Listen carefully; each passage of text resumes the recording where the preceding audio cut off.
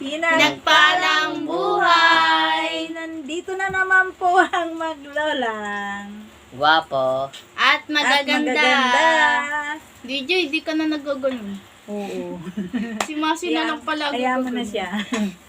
Invite mo na natin sila ng please watch. Like, comment down below, and share. And subscribe. And click the button bell. Para lagi kayong Updated sa aming mga video. Amen. Nawa palagi niyong panoorin ang aming mga videos. Sige. Kanta muna, mamamas ko muna tayo sa ating Panginoon. Amen. Amen. Sige. Sa Paskong darating, Santa Claus nyo'y ako rin. Pagkat kayong lahat ay naging masunurin, dadalhan ko kayo ng mansanas at ubas. May candy at tsokolate, peras, kastanyas na marami. Sa araw ng Pasko, huwag malulumbay, ipagdiwang ang araw habang nabubuhay. Sa Paskong darating, Santa Claus nyo'y ako rin. Pagkat kayong lahat ay mahal sa akin. Sa Paskong darating, Santa Claus nyo'y ako rin. Pagkat kayong lahat ay naging masunurin, dadalhan ko kayo ng mansanas at ubas. May candy at tsokolate, peras, kastanyas na marami. Sa araw ng Pasko, huwag nang malumbay, ipagdiwang ang araw habang nabubuhay. Sa Paskong darating, Santa Claus nyo'y ako rin. Pagkat kayong lahat ay naging masunurin, pagkat kayong lahat ay mahal sa akin. Amen! Ayan. Yan ay talagang anong tawag dito? On the spot palagi. On the spot palagi. Akala mo mga magagaling. Walang practice. Pagdating lang pili ng kanta. Yun. Ay, talaga naman. Aking mga apo. Parang mga busy palagi. Si DJ busy sa lakwatsahan, si ate busy sa kakaalaga ng kanyang mga kapatid.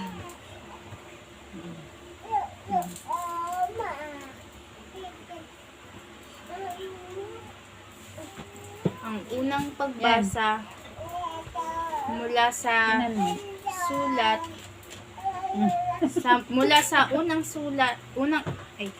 ang unang pagbasa mula sa unang aklat ni Samuel.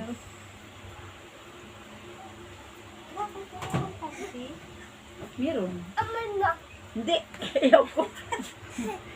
Amay na. Tayo ko. Ayoko.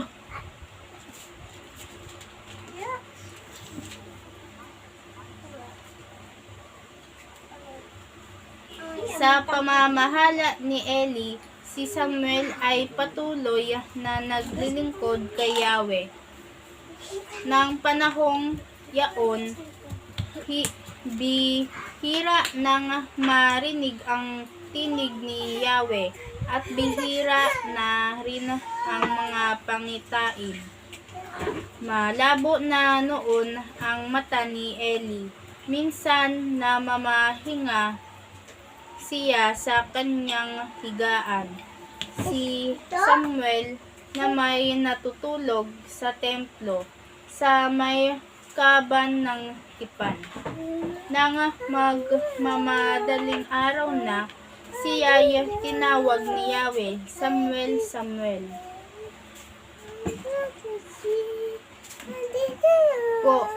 sagot niya.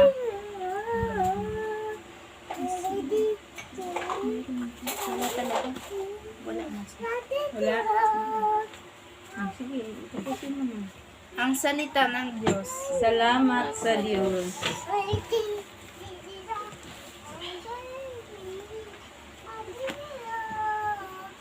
Ang pagbasa mula sa aklat ng mga awit.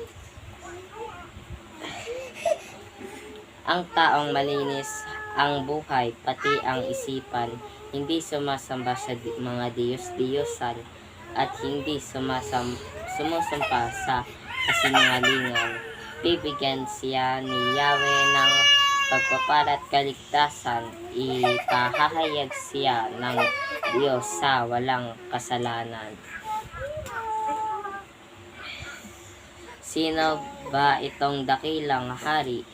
Siya si Yahweh na malakas at makapangyarihan.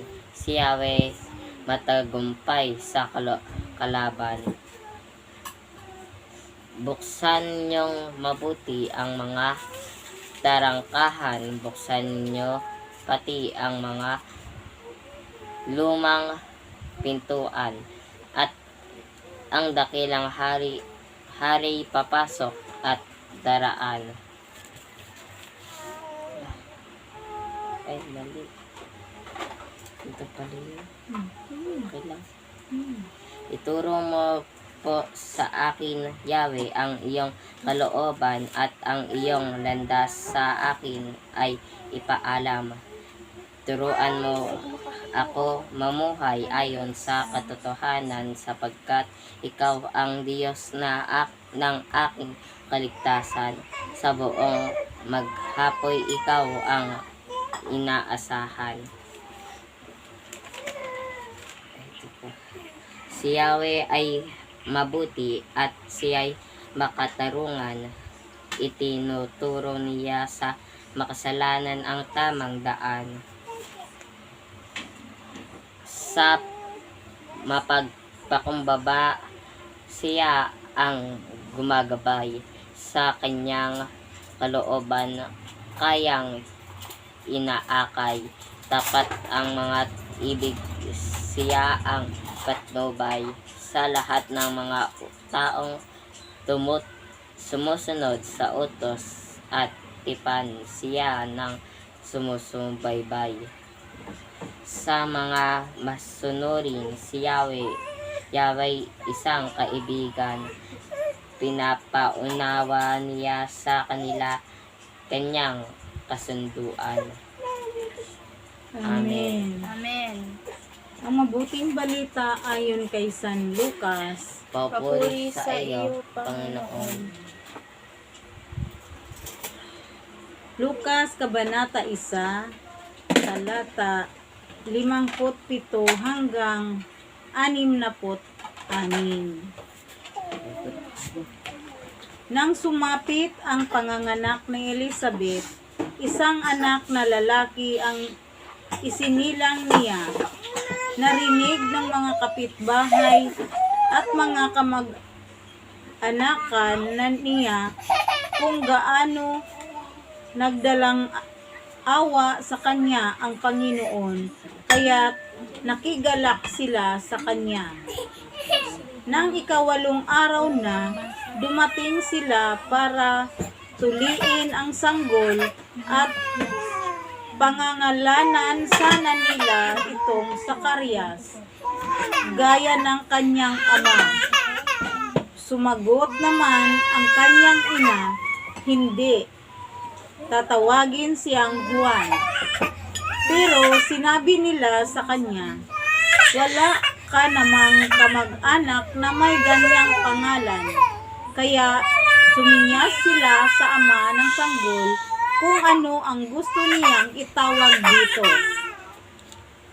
Humingi siya ng isang sulatan at sa pagtataka ng lahat ay kanyang isinulat. Juan ang pangalan niya. Noon di nabuksan ang kanyang bibig at nakalag ang kanyang dila. Nakapagsalita siya at nagpuri sa Diyos. Kaya namayani ang banal na pagkatakot sa kanilang mga kapitbahay. At naging usap-usapan ang lahat ng pangyayaring ito sa buong mataas na lupain ng Juda. Nag-iisip-isip ang mga nakarinig at nagtanungan, ano na kaya ang mangyayari sa sanggol na ito? Dahil sumasa kanya ngang talaga ang kamay ng Panginoon. Ito ang mabuting balita ng Panginoong Heso Kristo. Pinupuri ka namin, Panginoong Heso Kristo. Amen. Purihin natin ang ating Diyos. Lumako po tayo sa paliwanag. Ano ang pagtutuli? Tingnan ang Genesis, Kabanata 17.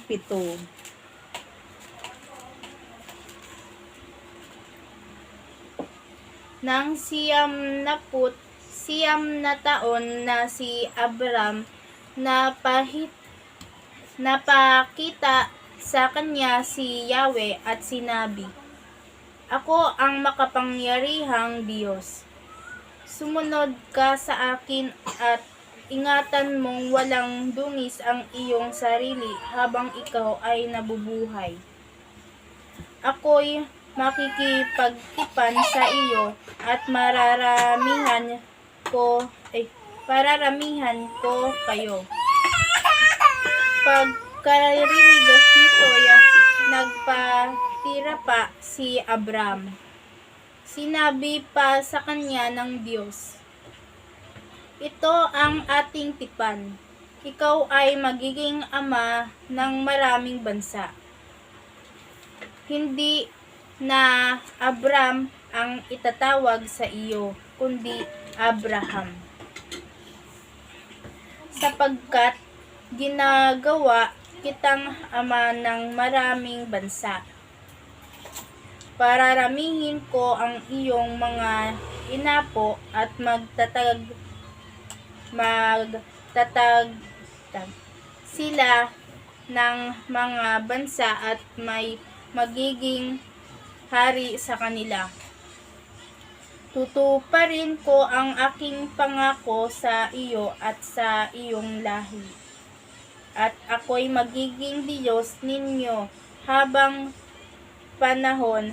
Ibibigay ko sa inyo ang lupain ito na inyong tinitirahan ngayon. Magiging inyo na ang buong lupain ng Kanaan habang panahon, at ako ang magiging Diyos ninyo. Kayo naman ay dapat maging tapat sa ating tipan. Ikaw at ang iyong lahi, sabi pa ng Diyos kay Abraham. Ganito ang inyong gagawin, lahat ng lalaki sa inyo ay tutuliin, at iyan ang magiging palatandaan ng ating tipan. Lahat ng lalaki na isisilang sa inyong lahi, gayon din sa mga alipin at dayuhan ay tutuliin pagsapit ng walong araw. Ang tandang ito ay inyong katawan, ang maging katibayan ng ating walang hanggang tipan. Ang sinumang lalaking hindi tuli ay ititiwalag sa iyong lahi, sapagkat hindi siya tumupad sa ating kasunduan. Sinabi pa rin ng Diyos kay Abraham, "Hindi na Sarai ang itatawag mo sa iyong asawa, kundi Sara, sapagkat siya'y pagpapalain ko." Magkakaanak siya at magiging ina ng maraming bansa. May magiging hari sa kanya ay kanyang mga inapo. Inapo. Nagpatira pang muli si Abraham. Ngunit napatawa siya ng kanyang maisip na siya ay matanda na. Nasabi niya sa sarili, magkakaanak ako ngayong ako'y 100 taon na, at si Sarah maglilihi pa ba iyon gayong 10 taon na? At sinabi niya sa Diyos, mabuti ang si Ismael na ang inyong kalingain at pahabain ang buhay. Mabuti. Nagkakamali ka, Abraham. Si Sarah ay magkakaanak ng isang lalaki at tatawagin mong Isaac. Wika ng Diyos. Makikipagtipan ako sa kanya at sa kanyang lahi magpakailanman.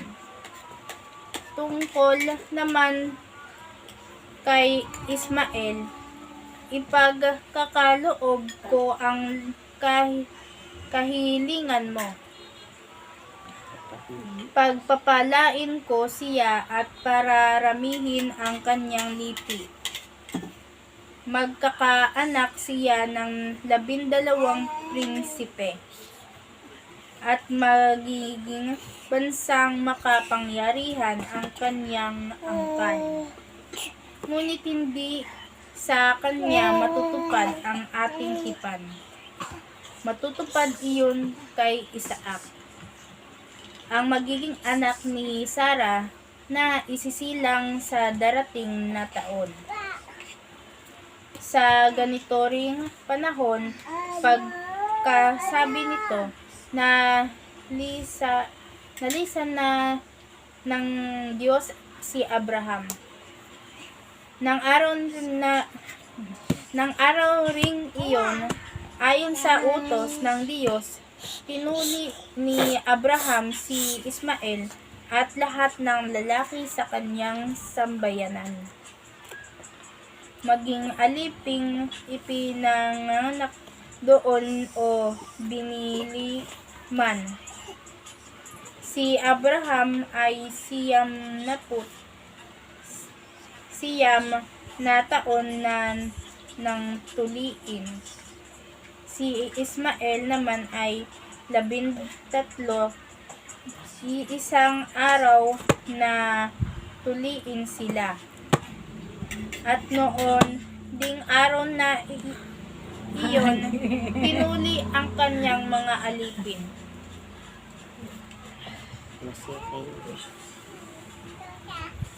Amen. Ata, wag ikaw kulit, dede na. Hindi pa kami tapos eh. Papatayin mo na. I-close mo na. Hindi pa kami tapos, oh. Wala pa nga God bless at Wala pa nga God bless us uli. Nanirahan ang bata sa disyerto.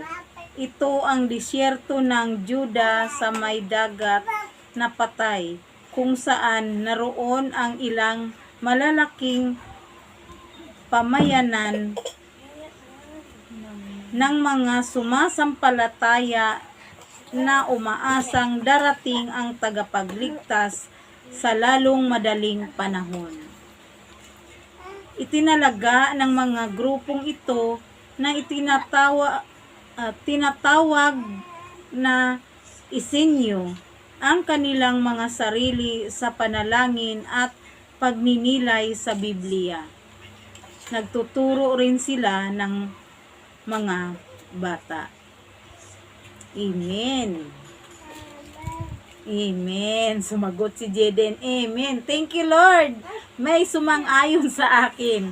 Ang sabi nga ng Diyos, isa, dalawa man, o tatlo, o higit pa, na nananalangin, na nagkakaisa at nananalangin at nagkakaisa, yun po ay diringgin ng ating Diyos. Amen?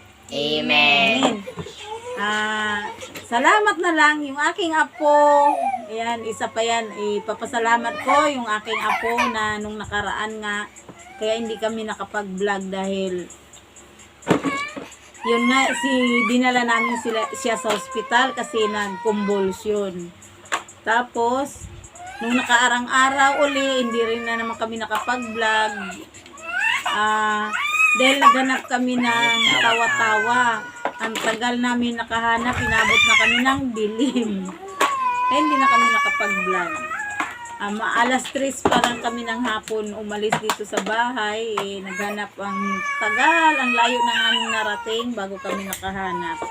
Pero thanks God at yun, isang inuman lang nila, yung baga nakaisang laga lang. Tapos yun, pinainom sa kanila. Ayun, malakas na. Ngayon, sumagot nga. Nung nagsalita ako, sabi niya, Amen. Nung pagsabi ko Amen, umimen din siya. Thank you, Lord. Salamat sa kagalingan. Nakaloob mo kay Jaden at saka kay Janjan. Amen. Thank you, Lord. Ngayon, sharing time na tayo. Ikaw, ate, anong isi-share mo? Wala. Ikaw, kuya, anong isi-share mo? Wala rin. Palagi daw. Ang sabi niya, palagi. Ibig sabihin, palaging wala. Amen. Pinagpala talaga ang ating mga apo. Ako, dito ako kukuha sa, hindi ko nga alam kung bakit dito ako kukuha. Binasa ko uli. Wala akong maano eh. Dito na lang ako kukuha sa talata 6. Nag-isip-isip ang mga nakarinig at nagtanungan. Ano kaya ang mangyayari sa sanggol na ito? Dahil sumasakanyangang talaga ang kamay ng Panginoon. Ang kukunin ko dito ay ang salitang kamay. Di ko nga rin malaman kung bakit bakit salitang kamay. Yun na lang di ang pumasok sa isip ko eh. Kamay. Kasi, nung nakaraang araw, meron po talaga kaming kinakaharap na matindi talaga kakaharapin namin kung hindi nga talaga mag-success. Ngayon, itong isa kong anak, nasabihan ko siya noong nakaraang araw na nasa yung mga kamay nakasalalay ang kasago yung bang aming kinakaharap na ano ba tawag nun? Sabihin na lang natin na baga nag-alala kami. Ano ba DJ? Yung likot mo? Na yung aming hinihintay kasi siya ang nakakaalam nun. Siya ang may tawag nun. Siya baga nakasalalay talaga sa kanyang mga kamay. Yun ang sabi ko sa kanya. Sa iyo nakasalalay. Sa iyong mga kamay. Sabi kong ganun. Dahil siya ang gagawa. Siya ang gagawa eh. Ang kamay niya ang gagawa eh. Kaya sabi ko, nasa iyo nakasalalay, sa iyong mga kamay nakasalalay. Kaya yung sabi kong yun, kasi itong anak ko ay mahina po talaga ang loob. Hindi marunong, hindi marunong humarap sa ibang tao na basta mahiyain yun. Number 1, mahiyain. Ngayon nung nainis na talaga ako, sabi ko sa kanya, nakasalalay sa'yo. Eh malay mo, ikaw ang gagamitin ng Diyos. Sabi kong ganun sa kanya. Kaya ayun, awa ng Diyos, natauhan siya dun sa sinabi ko. Kasi nung sinabi kong yun naman, nag-isip talaga ako, ano kayang gagawin? Kami kasi, ginawa na namin ang lahat ng isa kong anak. Ginawa na namin ang lahat. Wala po talaga kaming nagawa. Kaya yun siya na ang kinausap ko. Sabi ko, nasa iyo, nasa kamay mo, nakasalalay. At yun naman, nung pagsabi ko sa kanya, sabay hiling sa ating Panginoon na, Lord, gamitin mo ang aking anak. Pagkalooban mo po siya ng iyong kapangyarihan. Pagkalooban mo po siya ng lakas ng loob. At karunungan. At pagdating ng yung kanyang gagawin, pangunahan mo po siya na ito po ay mag-success. At thank you, Lord. At yun nga, nag-success naman. Kasi nung una nabaliwala, nabaliwala yun. Kaya nung sumunod, sabi ko, nasa iyo talaga nakasalalay ang lahat. Kaya dito lang po, papasalamat po kami sa Panginoon sa tagal-tagal. Ito na po yung kanyang kaloob. Amen. Amen. Amen. Nawa, bukas, dispiras na ng Pasko. Alam naman natin, ang araw ng Pasko ay kaarawan ng ating Panginoong Hesus na ating tagapagligtas. Kaya naway maging masaya at maging masagana ang ating Pasko. Excited na ako, Masi. Sa araw ng kaarawan ng ating Panginoong Hesus Kristo. Amen. Amen. Excited na ako, Masi. Ano? Kaya nga yun ang pinili kong kanta. Ayun. Ang daming regalo. Daming regalo. Oy. Nawa, Lalo na si Abu Dami Ken. pagpalain tayo ng ating Diyos. Dahil ako din, mayroon din po talaga akong hinihiling kay Lord dahil meron din po yung taong nakikiusap sa akin at nangungulit sa akin sa aking messenger na naway mapagbigyan ko sa tulong ng ating Panginoon. Amen? Amen. Dahil sino ba naman ang hindi magbigay kung meron lang, di ba? Kaya ako, humihingi rin ako sa ating Panginoon na ako pagkalooban niya ng biyaya para ako po ay gamitin niya ako bilang instrumento para sa iba. Amen. Kasi siyempre yung ibang tao, siyempre wala silang ibang maisip, kundi sa tao lang sila umaasa. Pero ako talaga, sa Diyos ako umaasa. Na pagkaluban niya tayo ng ating mga pangangailangan. Lalong-lalo na kasi bukas, birthday nung nangihingi, yung anak niya, magbe-birthday daw. Nawa pagpalain tayo ng ating Diyos.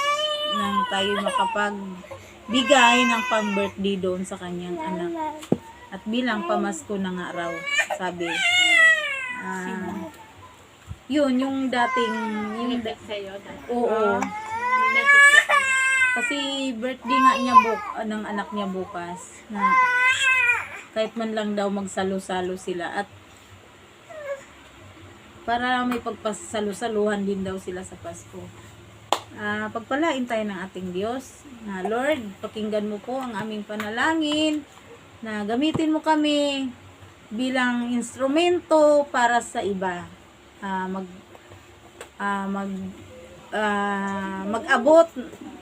Ipaabot mo sa kanila yung kanilang mga kahilingan.